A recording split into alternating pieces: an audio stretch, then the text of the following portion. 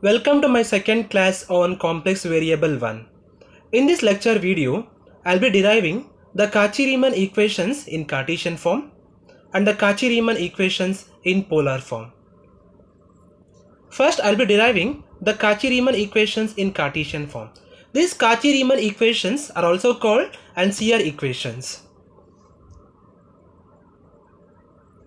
Statement: the necessary conditions that the function w is equal to f of z is equal to u of x comma y plus I into v of x comma y is analytic at any point z is equal to x plus iy is that there exist four partial derivatives dou u by dou x, comma dou u by dou y, comma dou v by dou x, comma dou v by dou y, and satisfy the equations dou u by dou x is equal to dou v by dou y and dou v by dou x is equal to minus dou u by dou y. So in this statement, they have given that the complex variable function f of z is equal to u of x comma y plus I into v of x comma y is analytic at any point z is equal to x plus iy. So from this condition, we are supposed to prove that dou u by dou x is equal to dou v by dou y and dou v by dou x is equal to minus dou u by dou y. And these equations will be called as in Cauchy-Riemann equations in terms of Cartesian form.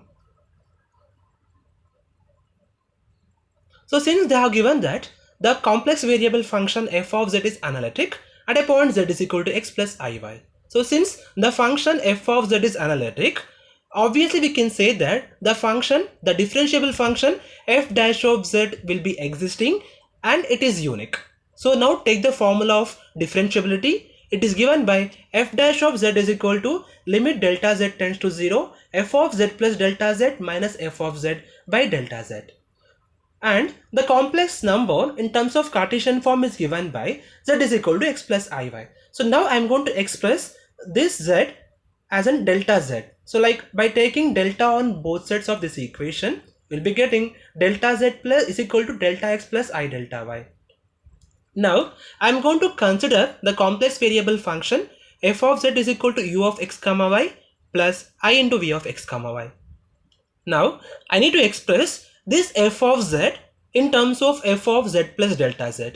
So I'm just converting all x terms as x plus delta x and all y terms as y plus delta y, so that I can get the equation f of z plus delta z is equal to u of x plus delta x comma y plus delta y plus I into v of x plus delta x comma y plus delta y. Now what I will do means I'm going to replace this f of z plus delta z and the equation f of z is equal to u of x comma y plus I into v of x comma y and the delta z is equal to delta x plus I delta y in this equation.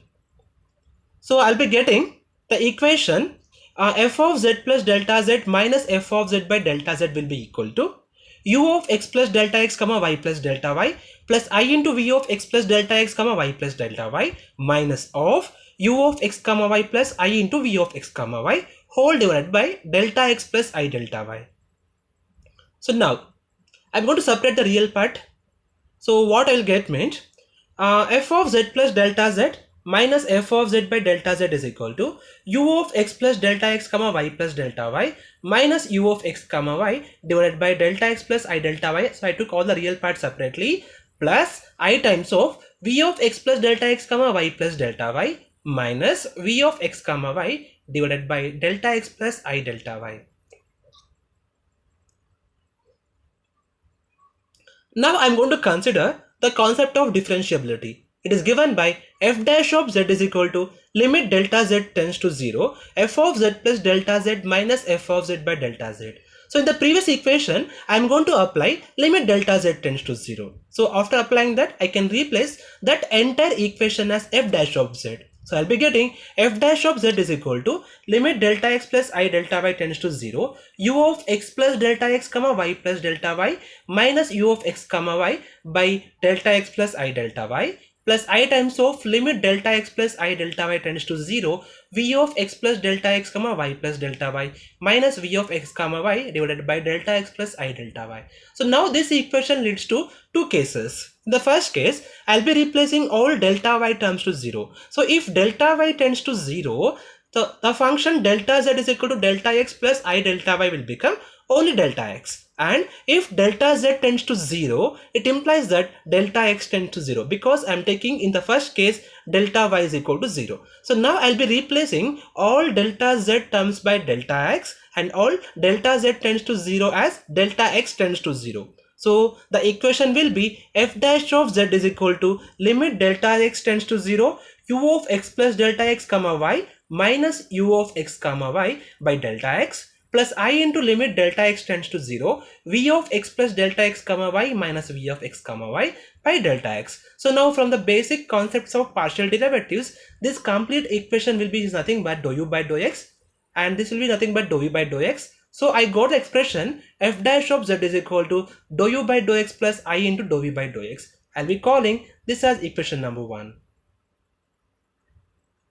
Now case 2. In the case 2, I'll be replacing delta x is equal to 0. So in the equation delta x is equal to I plus delta y, if I put delta x is equal to 0, the delta z will become I delta y. And the limit delta z tends to 0 implies that I delta y tends to 0. But we have to note that the value of I cannot be 0, right? Because the value of I is equal to square root of minus 1. So I can't take I is equal to I tends to 0. I can take only delta y tends to 0 in the limit. So I got the expression f dash of z is equal to limit delta y tends to 0 u of x comma y plus delta y minus u of x comma y by divided by I delta y plus I times of limit delta y tends to 0 v of x comma y plus delta y minus v of x comma y by I delta y. This I and this I gets cancelled, and so this will become 1 by I into limit delta y tends to 0 u of x comma y plus delta y minus u of x comma y by delta y plus limit delta y tends to 0 u of x comma y plus delta y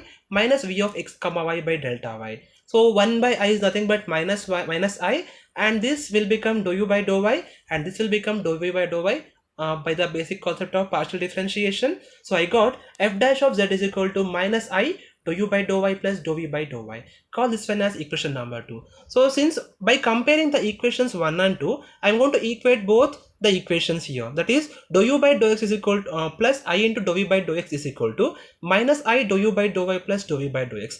Now I am going to equate the real and imaginary parts separately. So if I equate the real parts, I'll be getting dou u by dou x is equal to dou v by dou y, the first equation, and dou v by dou x is equal to minus dou u by dou y. Or in simple way, we can write this expression as ux is equal to vi and vx is equal to minus uy. So this expression will be called as an CR equations or Cauchy-Riemann equations in Cartesian form. Now I'll be deriving the Cauchy-Riemann equations in polar form.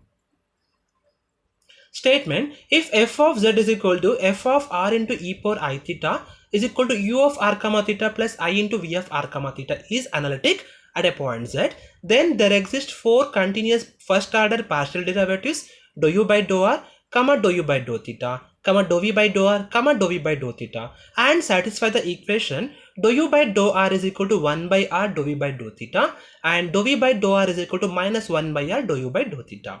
So here they have given that the function f of z in terms of polar form, that is u of r comma theta plus I into v of r comma theta, is analytic at a point z is equal to r into e power I theta. So from this condition, we are supposed to prove that dou u by dou r is equal to 1 by r dou v by dou theta and dou v by dou r is equal to minus 1 by r dou u by dou theta. These are the CR equations in terms of polar form.